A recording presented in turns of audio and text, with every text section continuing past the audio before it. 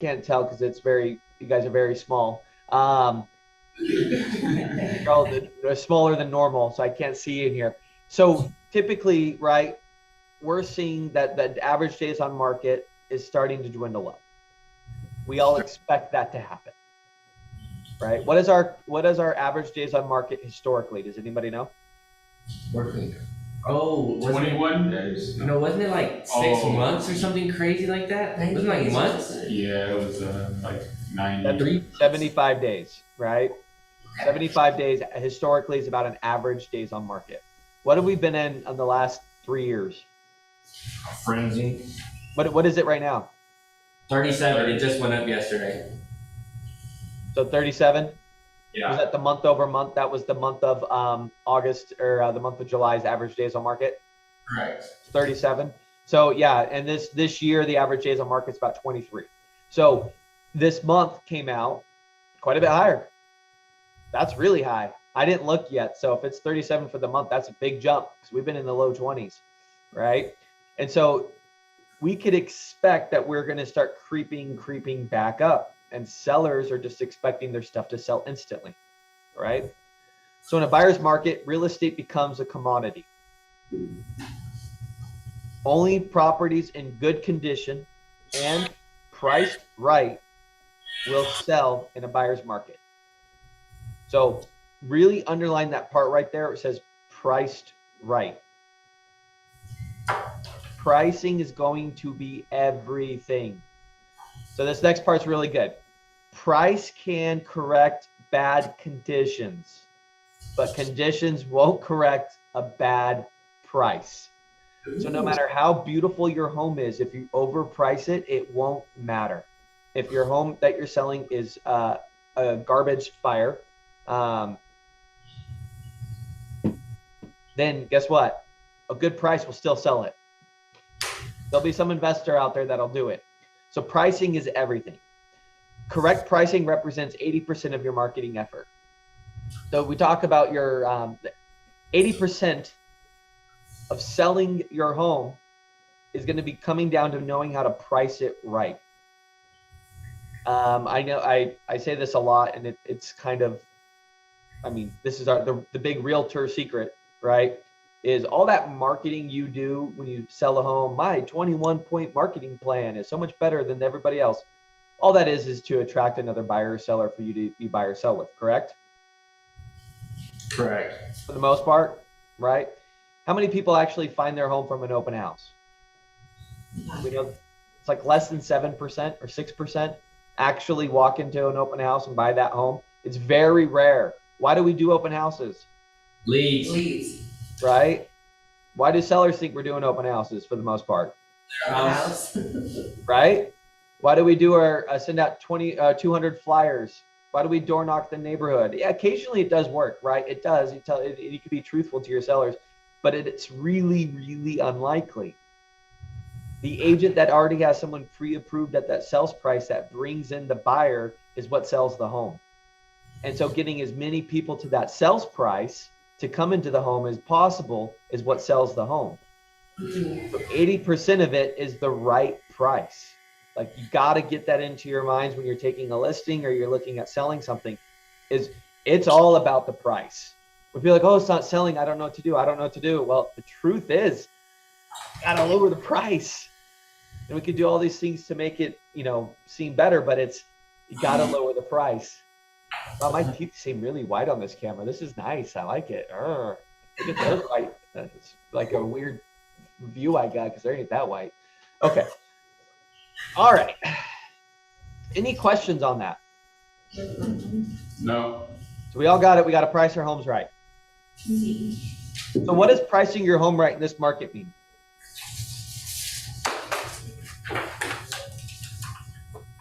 Price it to sell.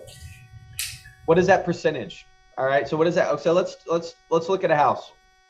All right. We're gonna sell a house. You guys let's do it together. So I'm gonna go to Flex. Oh, I hope I know my login. You guys can see Flex, right? Yes. Come on, baby. All right. It was there. All right. Somebody give me an address. It doesn't need to be a real one. Just give me, I mean, it does need to be a real one, but it doesn't need to be for sale. Just give me an address. 2213 Avenida Del Mar. What was the street? Avenida Del Mar. Avenue, what? Avenida Del Mar. Avenida. Oh, okay, you're gonna have to spell that for me. Avenida.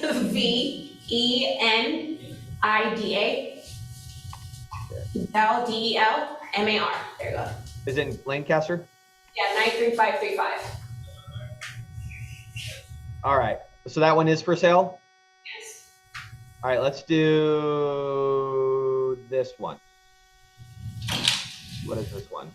We're gonna do 44546. So we create a radius search, right? We're gonna get the pricing this. We're gonna do a square mile. All right, we don't know what the square footage is of the house, so I'm gonna have to look real quick on RPR. Just a little cheat sheet real quick. Just bear with me as I pull it up. I just want to pretend I know what the square footage is so I could get comps.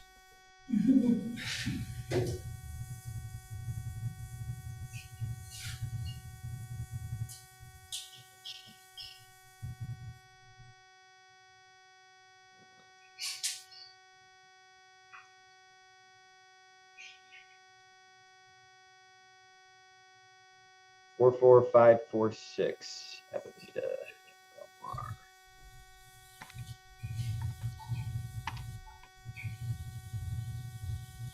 Del Sol? Yes. All right. So this is, ignore the price. 4-bedroom, 3-bath, 1,800 square feet. Okay. So then we're going to go to our square footage here, right? What's the percentage of square feet does an appraiser give us on a house to be considered a comp? 15%, right? Up or down? It's 20% up or down. If you have enough comps, you could go closer, but they'll give you 20% of square footage. So we said 1,800 square feet times 0.2. So you get 360 square feet on either side. So 1,800 minus 360 is 1,440. That's not 1,440. And then on the max size, we have 2,160. All right, so here's our square footage. We're gonna look at, oh no, what did I do? Hit the wrong button.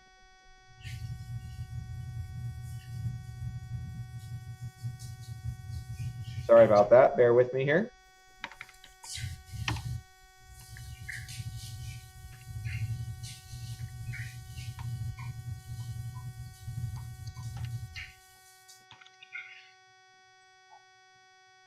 That's not the spot. Did I spell it wrong? Avenida del Sol, I think it was. I didn't see it, what you spelled. 44546 Avenida Del. But that one is done. Oh, okay.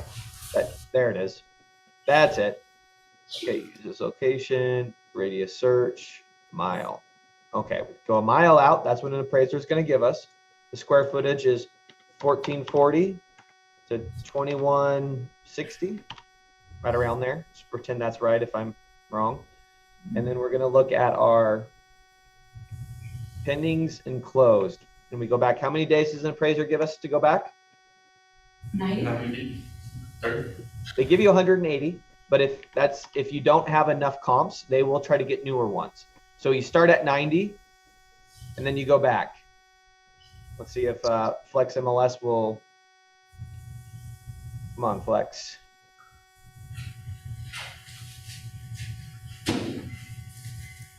Sometimes Flex just doesn't like to work.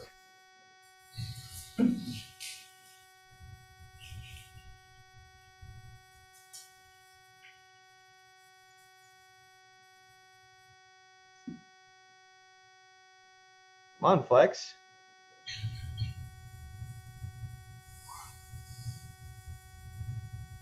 What's going on here?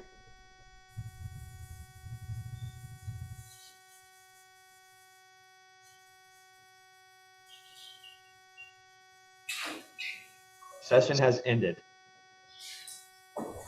Well, this is working really well. It happened to me yesterday too. Technology, it's great when it works.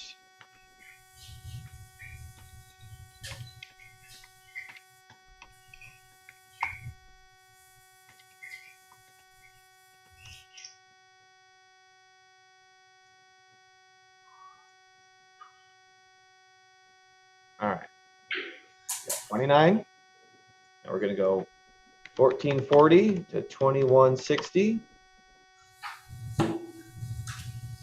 Okay. Now we're going to look at pending and closed.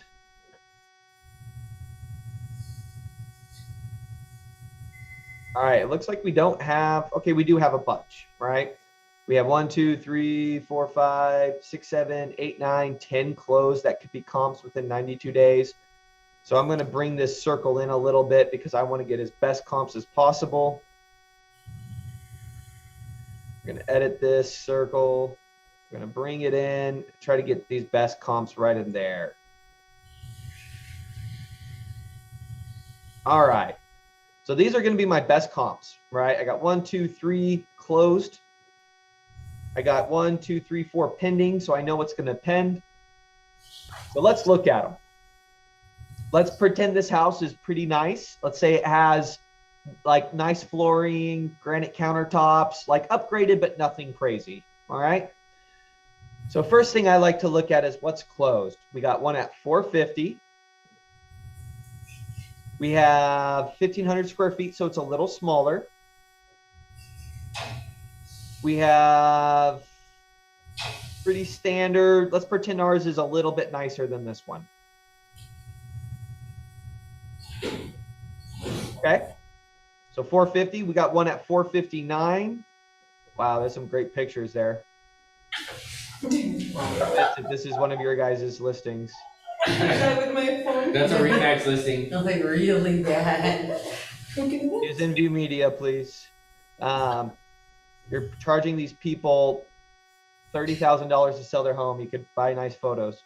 Okay. This one is a little bigger at 485. Okay, let's say ours has similar to this one, maybe a little bit more upgraded. All right, so we got a price range between 450 and 485 and close. Here's what's pending. We have nice flooring at 475. What should I be looking at right now? The condition. The condition. Condition and what else? Upgrades. I like to look at the days on market, right? So this one's pretty nice. It sold in 11 days at 475. That's pretty quick. This one at 485 took 76 days.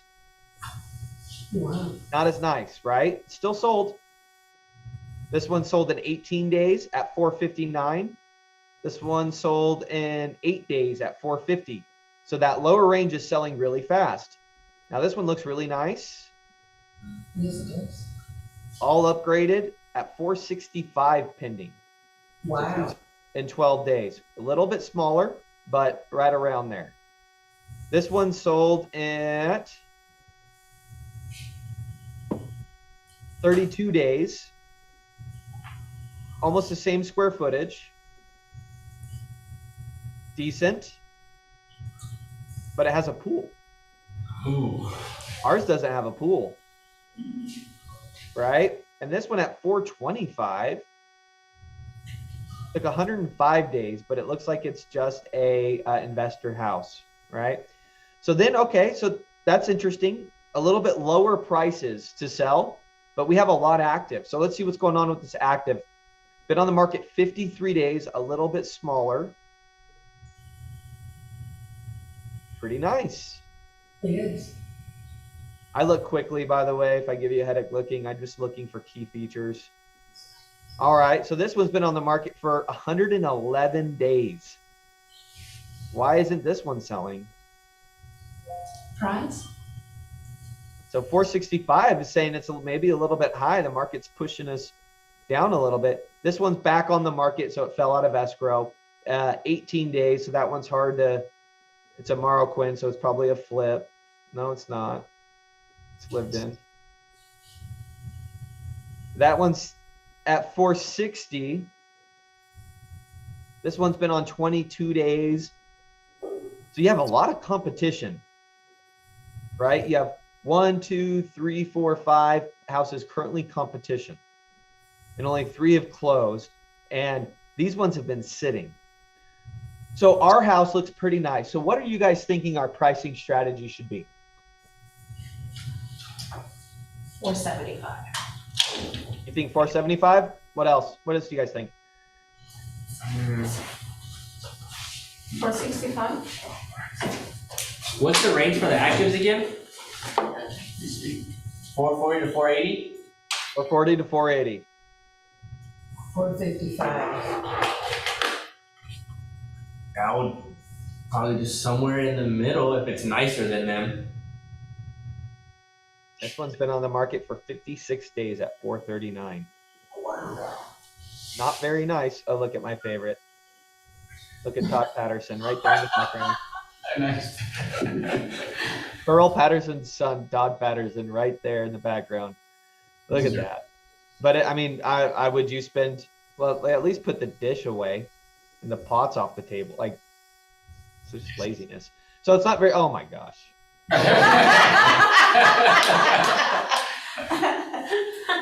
The owner of Coldwell's Banker right there for you. Is it really? Yeah, it's Burl Patterson's the owner. It's his son, Todd. Oh, that is right. Okay. That's why it hasn't sold. Right? But it's still on the market. It's really not, I mean, you're talking $10,000 to make that really nice. It's not that crazy, right? So here's the deal. It depends. It depends on the motivation of the seller. I would be driving this price down as low as I could to get it sold, and to still get competition. And I like to price a house where it's a little below the market and you still get multiple offers, because then multiple offers allows you to get creative and bid up the price. So if I had a pretty decent home, I would be shooting for 439. I would be shooting for them, and I would tell them that the goal is to be lower than all the competition sitting on the market. So we're the hot one that comes on at a lower price and then bid it up. Now, if they're unwilling to do that, it probably could sell for 450. It might happen if they're willing to wait and see what happens. But being really aggressive with the price will get yours fresh on the market, wanting to be seen, more buyers in there, then you can drive up the price through multiple offers. Anyone that's been a listing agent for any sort of time or has done listings before knows having 2 offers in the first week is immensely more powerful than having an overpriced offer after 6 weeks, right? You want multiple offers right away, because then you can, when people call, I already have offers, and it makes a sense of urgency. They already have 2 offers. If you like this, you know, a lot of buyers will then want to come in. Okay, what do I need to do? I like the home. This one's better price. Let's go a little bit over. There's still value there. Let's go a little bit more. Let's remove contingencies. Let's get crazy. So when you're looking at staging a home, this isn't the market of last year. You have to be more aggressive with the price. Does that make sense? Yeah. So yes, I personally would be shooting for 439, and then I would say, let's be going for that craziness. Now, if they had 485 in their head, well, we think we get the neighbors sold for 485. We want to do that, right? I would say I totally understand that. That house was on the market 76 days ago. It started back in February. The market's changed in 6 months, right? Then it finally sold in May. And the market, unfortunately, is going the other direction. Mr. and Mrs. Seller, I mean, I don't want your house to sit on the market and become stale, and then we have to lower the price and people think, what's wrong with it? It's much better to come at a strong pricing point where then we could have multiple offers and drive up that price. Sound fair? Yeah, it's fair. All right. Your role What did he give it? Your role in a buyer's market: when houses are sold in a matter of days, agents were undervalued, but now customers need you for your Excellent. pricing strategies, market knowledge, buyers. You have buyers, it's powerful. Fiduciary commitment, knowledge of financial options, and negotiating skills. So these are the 5 or 6 areas you really want to start dialing in on to getting your skills if you're going to be going after listings, right? We've been talking about being an economist of choice, being knowing that market, looking at 3 or 4 news articles a day or every week, just to really become that really economist of choice for your clients. Having buyers. You know, it's a really powerful thing is if you go to a neighborhood and you send out a letter, if you got outbid on a home and saying, we just got outbid on this home, I have an active buyer, are you willing to sell? Or door knocking, hey, we tried to get into your neighbor's house, but unfortunately we didn't get it. My neighbor I have a buyer looking to buy in this neighborhood. You know, and looking to buy or sell. Having buyers ready to rock and who they are is a powerful thing, especially in the market we're going to. Before, nobody cared. I got 19 offers. What do I care, right? What are the opportunities? The opportunities for agents and the opportunities for sellers. So what do you guys think the opportunities are for agents in the upcoming market? Less agent competition. Yeah, less competition in general. So on the selling side, it's going to be a little bit more difficult, but on the buying side, it'll be much easier to get your buyers into houses, right? A lot of buyers right now don't have enough money for closing costs. Well, that might be taken care of now. It wasn't that long ago where getting 3% towards buyers, reoccurring and non-recurring closing cost happened a lot. With the Cal Halfa, you could get in for almost nothing, right? It wasn't that uncommon where that would happen. That will happen again. There is going to be more opportunities for you guys to get more creative to help buyers get into homes. What about sellers? What are the opportunities for sellers?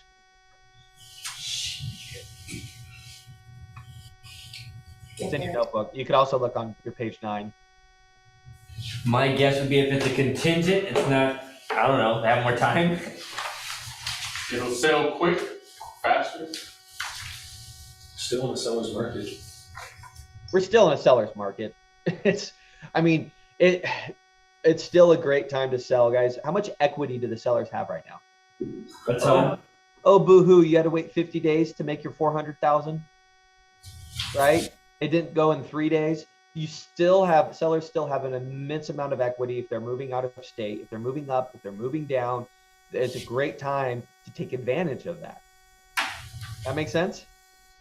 Because interest rates might be higher, but yeah, if you put 300,000 down on your next home and your loan's only 200,000, it's a massive difference. So you have to find the angle that works for the sellers and works for them why they're buying or selling. People are going to have to buy or sell or want to. Doesn't matter what the market is. There's always going to be that time. Shifts happen. Maximize your effectiveness as a consultant to the seller. You're the consultant. You're the economist of choice. You know what's going on. Get ready. Study your market. We talked about this ad nauseum. You have to be the economist of choice. You have to know what's going on in the market. Is that John back there? Yeah. So John's been doing videos every day on Instagram and Facebook, right? John might not have been a market expert, and I guarantee you he's a market expert right now because he has to go study what he's putting out on his videos every day and has to know what he's going to say. And that makes him go be a market expert. Today, I'm writing a blog for the website, right? As kind of a recruiting thing, but also, and I send it out to all the agents on the board, and I do a video recording on it. It's the 5 things every agent should know of the shifting market. I don't just know that off the top of my head. I got to go think of what's 5 things they should know. And I have to go research it. I have to pull articles and I have to read. John, do you feel better about the market in the last week? Yeah. You feel like you're like, if someone asks you, you pretty well know what you're going to say? Yeah. Is everyone else that confident? No. All John did was take a challenge that he would do a video, 1 post a day, John, is that right? Right, 1 post a day and all about market. And he knows what he's posting. Sometimes it's not about markets, other stuff as well. It's a lead gen tactic. He's being smart. He's not having to door knock or cold call or be scary. He's getting on social media. He's becoming the economist of choice for his friends and family. Like, brilliant. Everyone should be doing that. And by the way, now he knows the market pretty well. He makes himself do it. Get set. Pre-qualify your sellers. Update your listing presentation.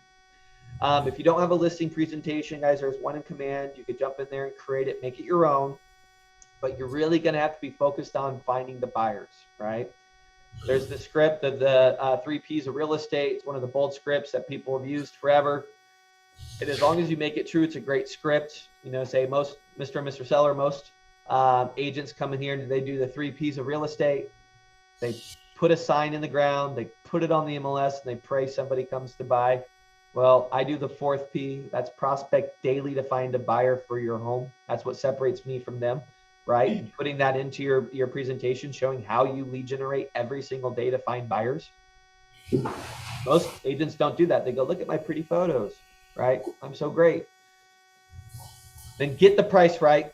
That's what matters most. If you want it to sell, the price.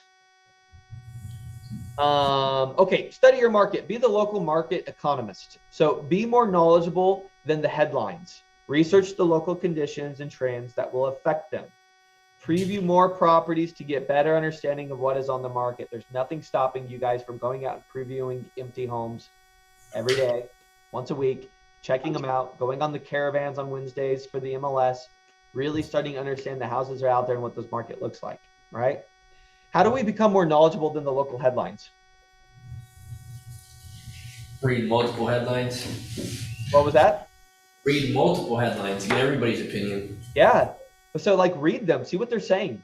Right? Remember if you guys were at the lore class I taught last week, I gave you 3 headlines that said deceleration of housing market, deceleration of housing market.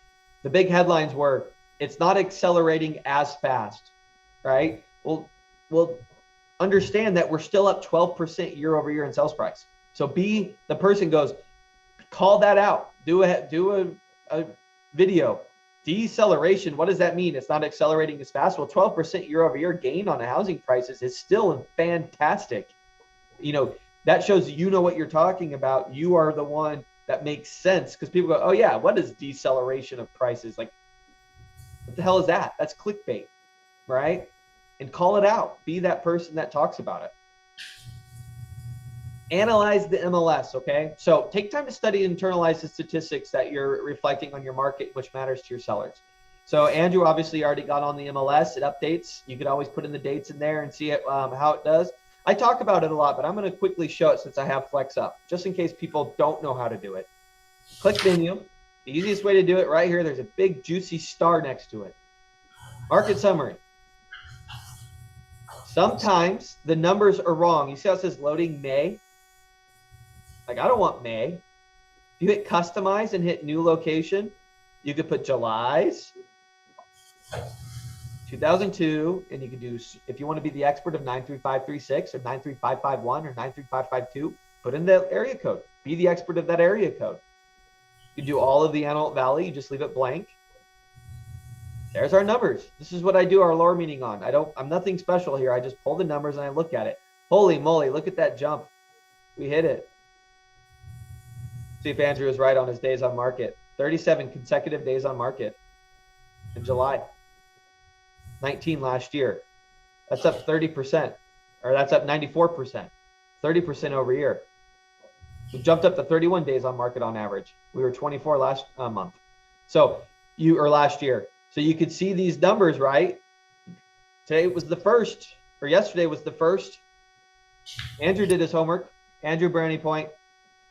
Yes. All right, choose numbers and statistics from MLS and use the data in a sentence later that same day. So which sentence are you guys going to say to later today? Talking about absorption rate, days on market, pick your poison. Yeah. What about this? It's hard to see. Yeah, The median sales price is up 13% year over year. Even though the average days on market is up 94%. Houses are still selling at a historically high price. Get it before it's too late. Ooh, that was good. I might use it. I'm gonna get some listings. Choose a partner from your team or market center whom you can practice the numbers with or meet weekly. Script practicing, why aren't you guys talking about the numbers as well, right? All right.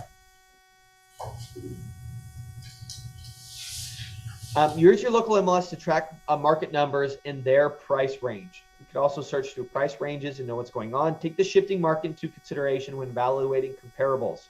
So if I was last year and we were looking at the house that I was doing, what do you think I would have priced it at? 13% less than what you priced it at. No, I mean, the market was at such a high point, right? I wouldn't have priced it at the lowest of all the competition. I wouldn't need to, right? 450, 465 would have been right where I would have been at. But why am I saying 439? More options. Getting ahead of the market, right? That makes sense? Yes, sir. So get the big picture. Buyers will prioritize the deal rather than the area. Your sellers are competing with homes in their price range all over town. They weren't competing before. I guarantee you if I ran that comparable analysis last year, they would have been the only house on the market. There would have been no competition. Now there's 5 homes that are competing. 5. That's a lot of competition, right? You've got to stand out from that competition. If your house is standard and there's not some amazing pool, and it's just a nice home, dang sure you want to be competitive in that price. I could go get, if I was 30,000 above that, I could go get Mr. Picture himself in the Mears house, put 5,000 into it, and been just as nice. Buyers will want the deal. They're expecting a deal. They weren't expecting a deal before. They're expecting deals now. Use formulas and graphs. Enhance the raw data from your MLS by using formulas and graphs to illustrate the market your sellers. Practice the math before your listing presentation until you're confident with the numbers. But for a powerful presentation, take copies of the MLS data and your work to figure out figures together with your sellers. Guys, we send our lower report to you. That should be in your listing appointment. A lot of those lower numbers and telling them what the market is, you're the economist of choice. Let them come to the agreement that the housing market shifting, we need to be aggressive to get the price lower before you have to do all the hard work. If you walk in there and go, I think it should be 439, and they're thinking 488, it's going to be a hard sell. But if you show them what the market's doing and how the competition's doing and how it's sitting on the market and ask them, what do you think they can do to be most successful? Maybe they'll be 450. 439 is a lot easier from 450 than 485. That makes sense? Yes. We educate our sellers first. We educate them being the economist of choice, knowing what's going on. And it helps if they know that, wow, I've been watching John do his videos for the last month and a half, and he knows what the heck he's talking about. I'm going to feel a lot more comfortable using him because he is a good economist and he understands the market, right? I've already seen it. The activity index.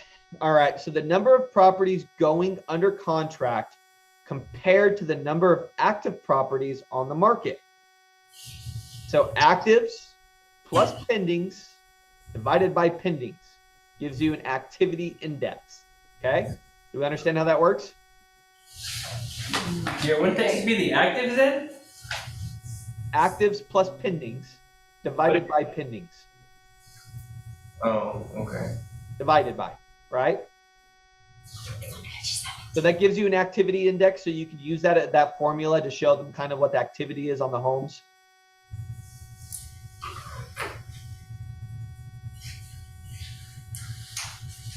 You know how to do that? You guys want to see what ours looks like? Yeah. All right, let's do it real quick. We go actives, and if we hold control and hit pendings, so this is all of them. There's 1,545.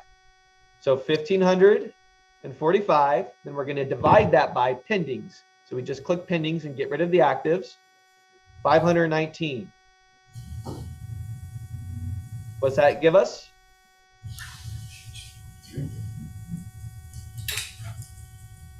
Oh, I thought you were doing it. I thought you Oh, we're supposed to do it. Okay. Wait, what? You know, you guys want me to do everything? Gonna get a calculator out? It's 15. The first number was what? It's 1,500.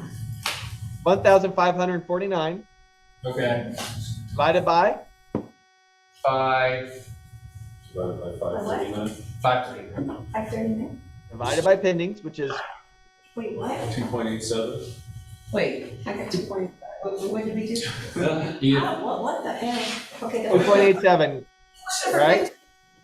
what is it? 2.87. 2.87, that was me. 2.87. I said that. So what does that mean? What did I say? 2.8. I think I got the right number, 2.87. Uh-huh.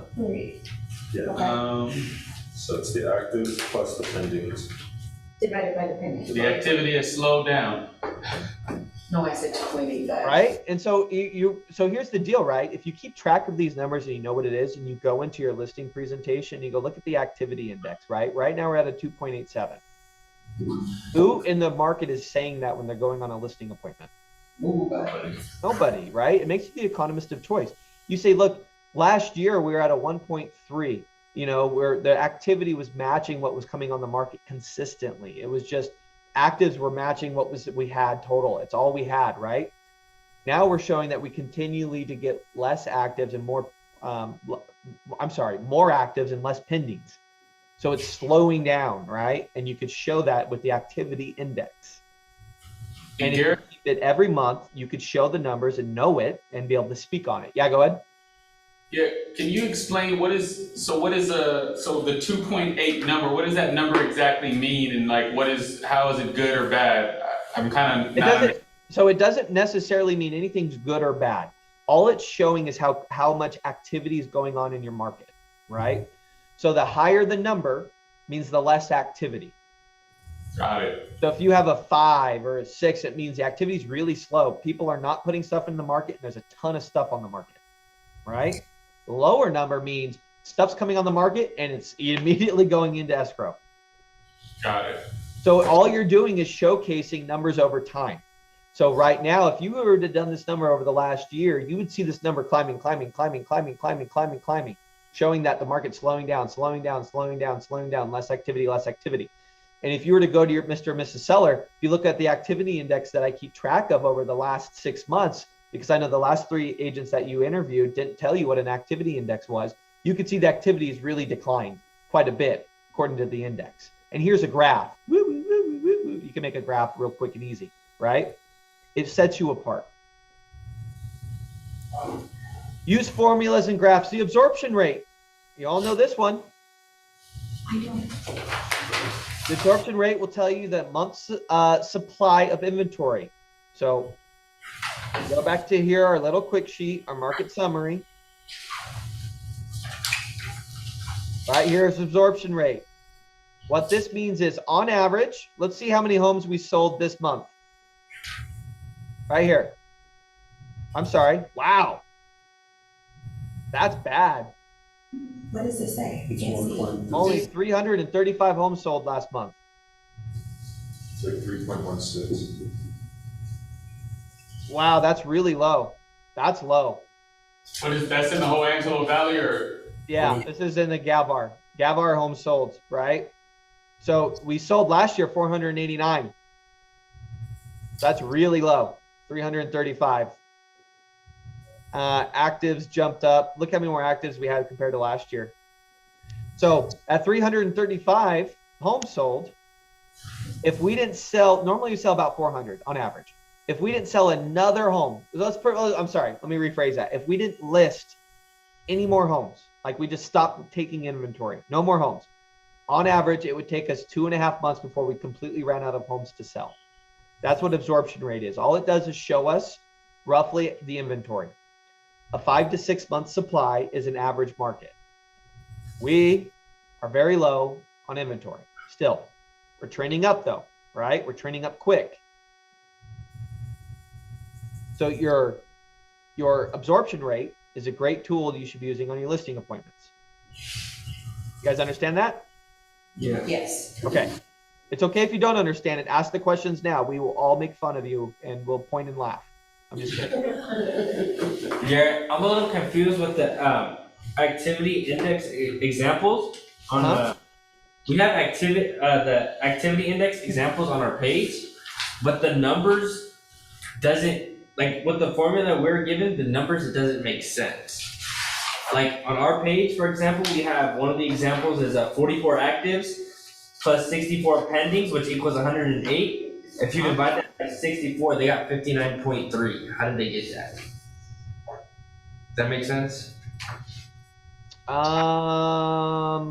don't see the example in front of me, so I don't know. And I don't have it in front of me, so I'll have to come back and look at it. At the end of the day, to be completely honest, the number doesn't matter. So if the number's 3, if the number's 5, if the number's 30, it's up or down, right? So if you keep a number over time and it goes up or down, then you know what it is for you. So for example, so active plus pendings divided by pending should be a whole number.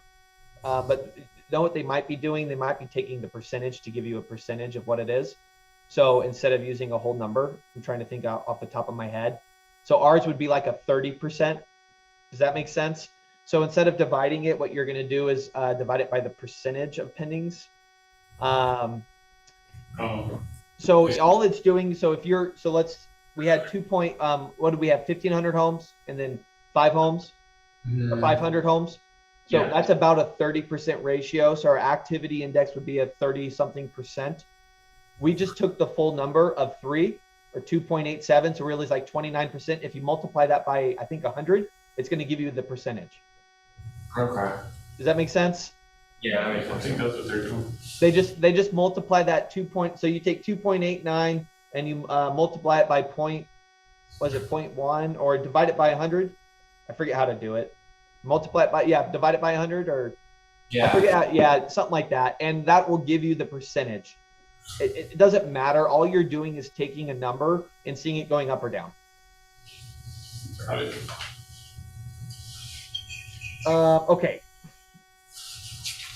So many people respond well to visual information. Let me go back into this real quick. Show your seller MLS statistics by using vivid, clear, and colorful graphs. Use Microsoft Excel when plotting your graphs or get help from a market center. There's also online services and software programs to create graphs. You could take their graphs, plug in the points, make it look pretty, right? There's a lot of different ways you could do it to make it look nice. Right? This right here, new listings versus sales. What is this? It very quick and easily shows that, oh my gosh, it's going the opposite way. All you're doing is making it easier for people to understand. The easier you make it for people to understand, the more they trust, right? People will use you if they know, like, and trust you. This is building trust. Make sense? Yes. Getting a long time again. I always take too long, but that's okay. So approach to sellers. Find the motivated. You can only afford to work with the very motivated. Pre-qualify your sellers before you make the listing appointment. Don't take listings. I mean, look, if you don't have a listing, you're going to leverage it to go get open houses and do stuff. I totally understand taking it. But a lot of times taking a listing way overpriced is a waste of your time and it'll affect your numbers. So it's up to you if you do it. Just know top agents don't. Update your listing presentation. Tell the truth. You are not doing your sellers any favors if you're attempting to soften the blow in order to get the listing.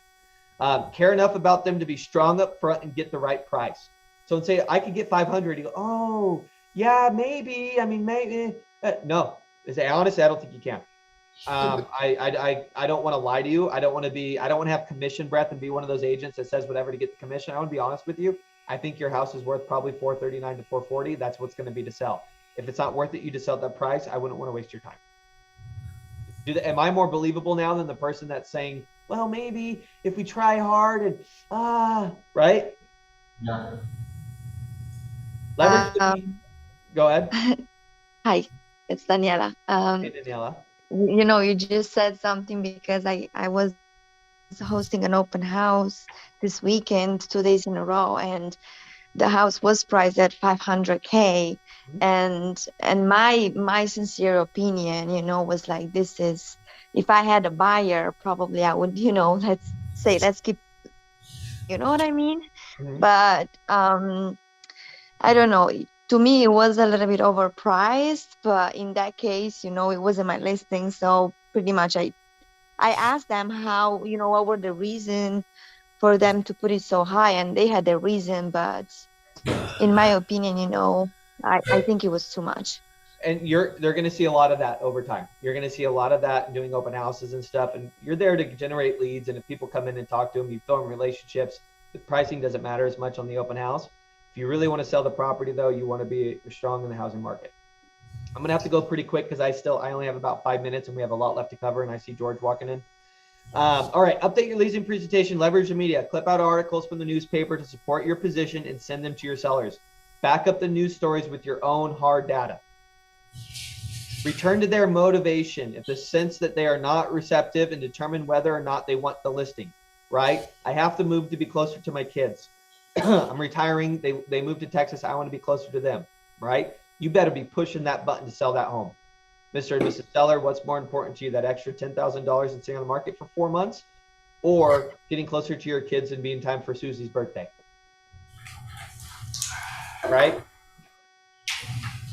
To present MLS data effectively, you will need to speak with confidence to educate your sellers and vividly illustrate the new reality of their market. Take the time to learn the scripts and confident and polished during the presentation. Choose a partner. Practice your listing presentations. Practice, practice, practice, practice, practice. George, should they practice it? Yes, sir. There we go. Communicate effectively. Practice scripts and dialogues. Practice scripts and dialogues. Practice scripts and dialogues. That's why we practice every day. Focus more on your sellers' needs to express themselves. Keep them talking and listen to what they tell you. Address objections before they come up. Send them through your CMA and your pricing package, right? During the listing presentation, bring up objections yourself and then sweep them away. Make sense? Can you give us an example of bringing up the objection and sweeping it away?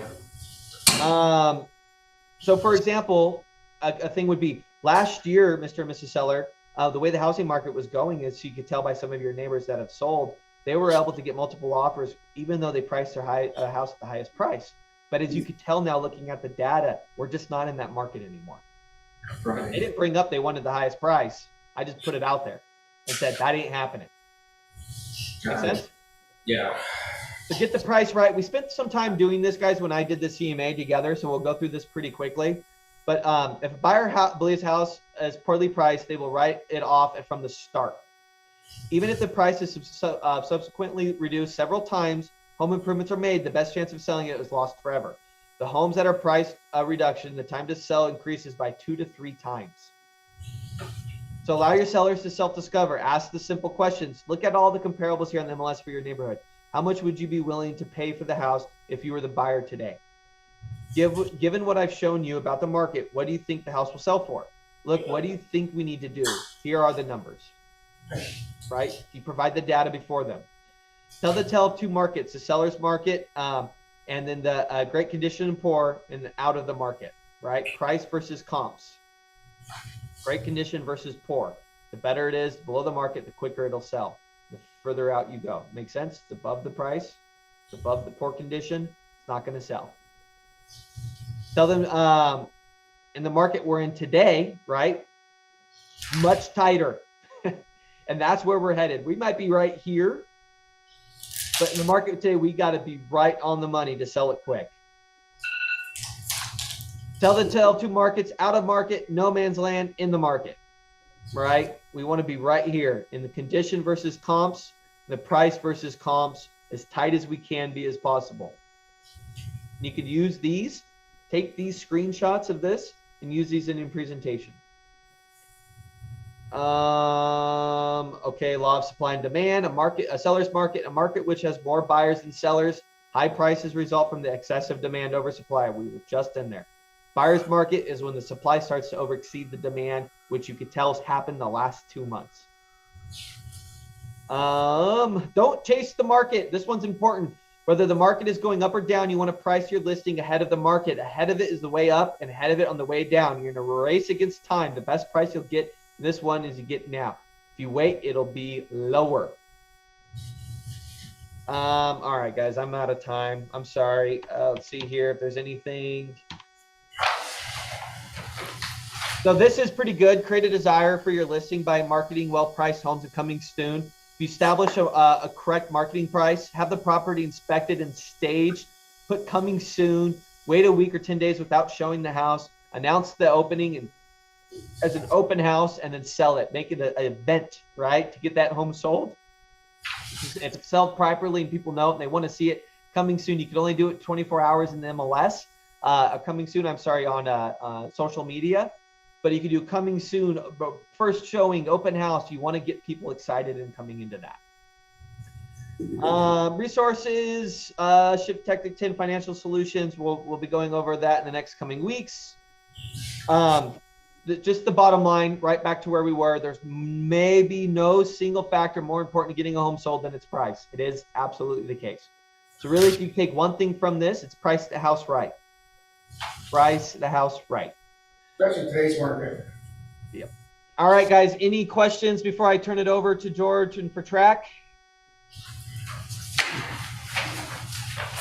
No, sir. All good. I love what you did with your living room, by the way. Isn't it nice? You guys want to see something cool? I mean, Much different than the last time I was at your house. You have a good, you have a great condo.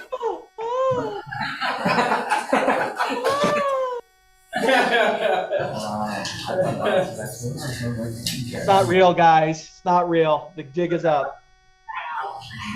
I'll be back in person on, I'm actually going to come be in the office later today, but I'll be back on Thursday to go in person. George will be teaching tomorrow. George, you remember what the class is tomorrow? Again? Do you remember what the class is you're teaching tomorrow? Not off the top of my head. I have it in my office. Okay. I think it's something with buyers. But anyways, so we'll be back this week, guys, and then next week's the last week, and it'll be all over. And thanks for coming. I will see you guys next time. And George, I will turn it over to you. Okay, thanks.